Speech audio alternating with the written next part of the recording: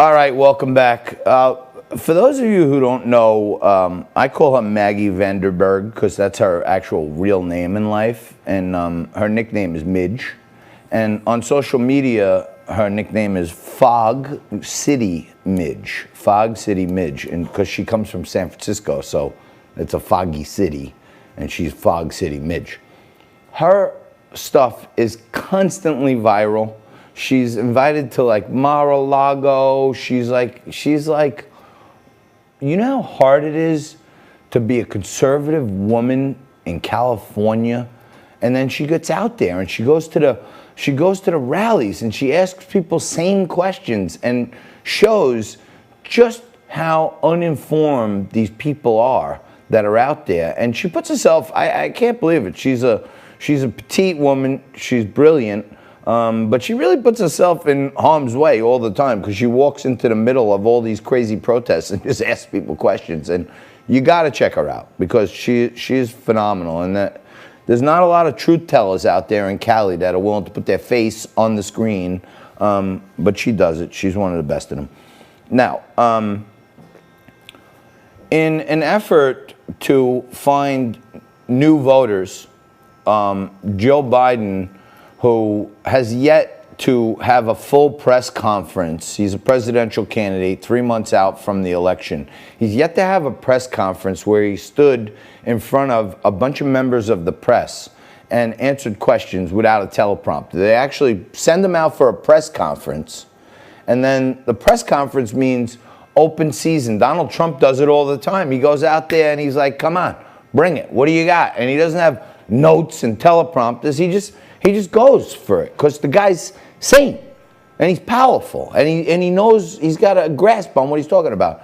Joe Biden is deranged.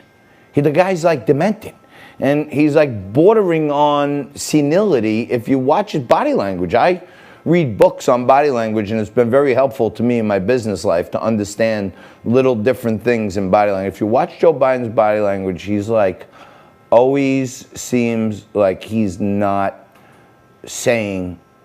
understanding what he's saying. He's programmed, or he's reading, or someone's holding up like flashcards behind him. He looks scary, if you ask me. But in any event, they rolled him out yesterday, like Weekend at Bernie's. You know what I mean? They rolled him out in front of the cameras yesterday for a video conference with the million Muslim votes. The Million Muslim Votes Summit. So this group is supposedly going to sign up 1 million new voters who are Muslims, and they're all going to vote for Joe Biden.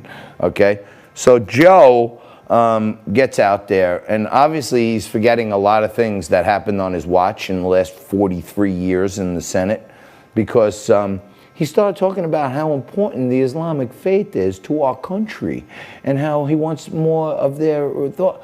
You know what? You be the judge. Here's Joe yesterday talking to the Million Muslim Votes Summit.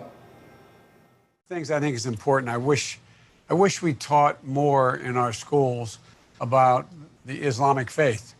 I wish we talked about all the great confessional faiths. It's one of the great confessional faiths.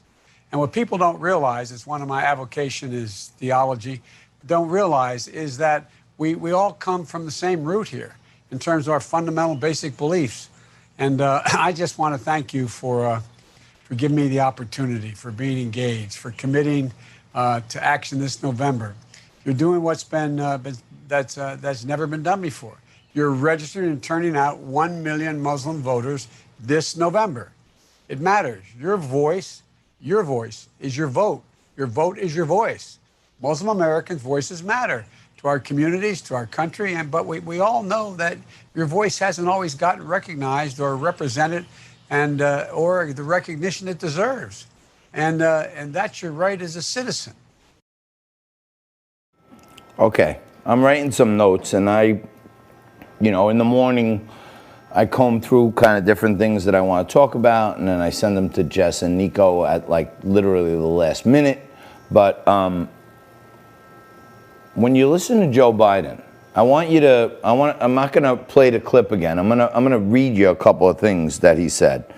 He said that he wishes Joe Biden said he wishes we taught more Islam in our schools. Now, number one, let me remind you that the Pledge of Allegiance has been banned from our schools, public schools that get federal funding. The Pledge of Allegiance is banned because it says one God, under one God, indivisible, with liberty and justice for all. So the mere mention of one God has taken God out of our schools. In our country, I say this all the time, but our country was founded on Judeo-Christian beliefs. In God we trust is on our currency, so that's the kind of the thing behind when we give out money. In God we trust. I'm giving it to you, and our government backs it, and all this other stuff. But Joe wants more Islam. He doesn't want Christianity. He doesn't want the mention of one God in our schools. But if you're thinking about voting for Joe Biden, and by the way, if you're black and you're still thinking about whether or not you're going to vote for Joe Biden, according to him, you ain't black. That's the first thing, okay? But now he's telling the Million Muslim Voters Summit that we're going to have more Islam in our schools, okay? And maybe we should teach a little more Islam, like the blind Sheikh Rahman, going back to 1993. Here's a little shot of this winner here. In 1993, this was the first guy who tried to blow up the World Trade Center, Omar Abdel Rahman. Okay? So, but okay, he failed. He died in jail. Good for him. Okay? But let's teach a little more about Islam. It's an evocation of Joe's, and it's a confessional religion, and their voices are not heard. I believe on 9/11/2001, because I was freaking there, okay, we heard their voices pretty well. And we learned a lot about. We should teach a lot more about this in school. Take a look at these guys. 9/11 terrorists who blew up 2 buildings in New York, killing thousands of people. Okay, let's teach a little more about that. Joe Biden. Okay, that's how their voices are heard. And then let's finish it with just a little bit more that our kids should know about the beautiful confessional religion. And you know what? I know Muslim people, they're great, okay? But let's tell it like it is. Radical Islamic terrorists have been trying to kill thousands of Americans for years, okay? And let us not forget, let's teach this in the schools, because she wants Sharia law, okay? I'm not going to say her name because Ilhan Omar. If you want to know what she thinks about radical Islamic terrorists, this is what she said about it. Some people did some things.